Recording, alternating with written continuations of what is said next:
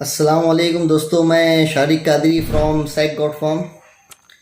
Last video में जो wait के ताल्लुक से फ्रॉड हो रहा था उसके बारे में मैंने कुछ कहा था, और ये वीडियो जो बना रहा हूँ स्पेशल एक रिक्वेस्ट पे मेरे सब्सक्राइबर में से किसी ने कमेंट किया था। उनका नाम है सलाम डॉट इसाक भाई। ने कमेंट किए थे कि वैक्सीन कितने किस्म की होती है और नए बकरे आने के बाद उनको कौन कौन सी वैक्सीन देना चाहिए। तो भाई सबसे पहले तो वैक्सीनेशन जो चीज़ है, और ये टॉपिक के बारे में बहुत सारे एक्सपर्ट्स और बहुत सारे गॉड फार्मर्स के काफ़ी वीडियो यूट्यूब पे अवेलेबल है, और बहुत सारे वीडियोस उसमें डिटेल में सब बताया गया है किस किस तरह से वैक्सीनेशन होती है और कौन कौन सी वैक्सीन करना होती है जानवरों के ताल्लुक से। फिर भी मैं कोशिश करूँगा कि शॉर्टकट में आपको कुछ बताऊँ जिन लोगों को अगर इसके बारे में पता नहीं है, खास उन लोगों के लिए वीडियो ये। बाकी तो बहुत सारे लोग हैं और वीडियो देखने वालों को तो काफ़ी पता है।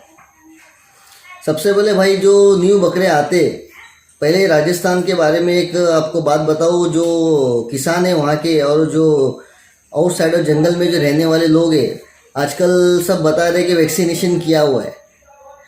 भाई तो मैं अपना व्यू ये रखूँगा कि उन पे किसी पे ट्रस्ट ना किए तो बेहतर है, अगर ट्रस्ट ना करे तो बेहतर है। क्योंकि वैक्सीन एक ऐसी चीज़ है जो सिर्फ दिल को तसल्ली दे दिए कि वैक्सीन हमने कर दिए और वैक्सीनेशन हो गई, वैसा नहीं होता है। वैक्सीनेशन का फंडा बहुत लंबा है। वैक्सीन एक ऐसी चीज़ है जिसमें बैक्टीरियाज होते हैं, जो बीमारी होती है उसी बीमारी के जो बैक्टीरिया होते हैं, आदमरे बोल सकते हैं उन्हें, या उनकी कुछ पावर कम की होती है या कुछ मरे हुए रहते, जो बकरों के बॉडी में डाला जाता है ताकि बकरों के जो वाइट सेल्स है और इम्यूनिटी जो कंट्रोल करते हैं उनको पता चले कि ये इस किस्म के बैक्टीरिया जो आते हैं तो इन्हें किल किस तरह से किया जाए।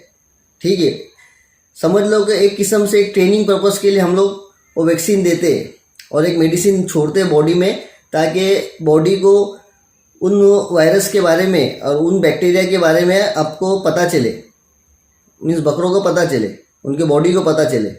तो नेक्स्ट टाइम जो ये इस किस्म के अगर वायरस आते हैं तो उसको किस तरह से मारा जाए।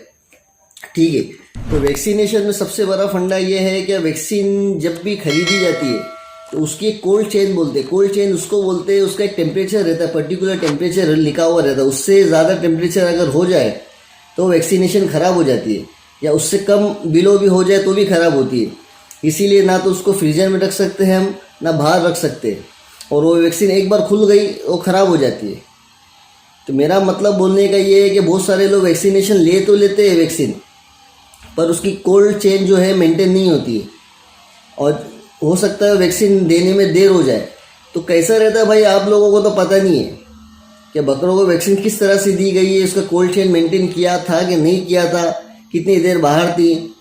और सामने वाला तो बोल देता वैक्सीनेशन किया हुआ है, वो तो झूठ नहीं बोलता, लेकिन उसको खुद को भी पता नहीं कि वैक्सीन के कितने फंडे, वैक्सीन किस तरह से दी जाती है, कोल्ड चेन कैसा मेंटेन करते हैं, कितने देर के अंदर उसको वैक्सीन दी जाती है, समझे, और कितने उम्र में उसको वैक्सीन दी जाती है, ये सब बातें। तो ये तो बात आपकी हो गई क्लियर, वैक्सीनेशन के क्या है और वैक्सीन किस तरह से उसको मेंटेन किया जाता है।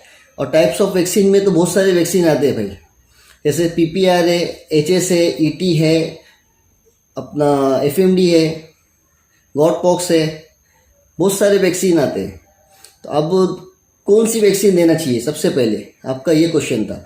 तो भाई वैक्सीन जो है ना, पर्टिकुलर वैक्सीन हम लोग कोई भी वैक्सीन किसी भी कुछ सीरीज से कुछ ऑर्डर नहीं है, कभी भी दे सकते। लेकिन फंडा मेन बात यह है कि आप किस वक्त में बकरे लेके आ रहे हो। अगर बारिश से पहले ला रहे हो तो सबसे ज़रूरी वैक्सीन कौन सी है, वो इम्पोर्टेंट है, समझे, तो वो देना चाहिए माहौल मौसम के हिसाब से। भले तुम, कुछ लोग बोलते PPR से शुरू करना चाहिए, सही है, PPR से शुरू करना चाहिए। और अगर बारिश का रेनी सीजन अगर पहले आ रहा है तो सबसे पहले इम्पोर्टेंट चीज़ है उसको ET और HS का वैक्सीन करना, ये ज़्यादा इम्पोर्टेंट होता है मानसून से पहले। ठीक है, और इस तरह से FMD का भी जो एक कुछ महीने दिए हुए आप नेट पे देखोगे, आप लोगों को सब मिल जाएगा किस तरह से उसका शेड्यूल होता है। इंटरनेट पे आप गूगल करो, आप लोगों को पूरा वैक्सीनेशन चार्ट मिल जाएगा। अब रही बात न्यू बकरे लाए तो उसको वैक्सीन किस तरह से देना और कौन सी वैक्सीन पहले देना। जैसा कि आज का जो मौसम है, इस मौसम में अगर हम लोग ला रहे तो सबसे पहले मैं तो कहूँगा पीपीआर का वैक्सीन दो, पीपीआर से स्टार्ट करो। और एक वैक्सीन देने के बाद मिनिमम 21 डेज का गैप होना चाहिए, क्योंकि वैक्सीन एक ऐसी चीज़ है जो इंजेक्शन की तरह नहीं होती, आपने मार दिया तो फ़ौरन असर दिखाना शुरू हो जाता है, ऐसा नहीं होता है। वैक्सीनेशन की इम्यूनिटी होने के लिए, बॉडी में उसके इम्यूनिटी पावर आने के लिए मिनिमम 21 डेज लगते हैं, ठीक है। अगर आपका जानवर अगर कोई बीमारी में है, समझो पीपीआर में भी है, और आप सोचोगे कि पीपीआर का वैक्सीन हम मार देंगे तो जानवर ठीक हो जाएगा, ऐसा नहीं होता भाई।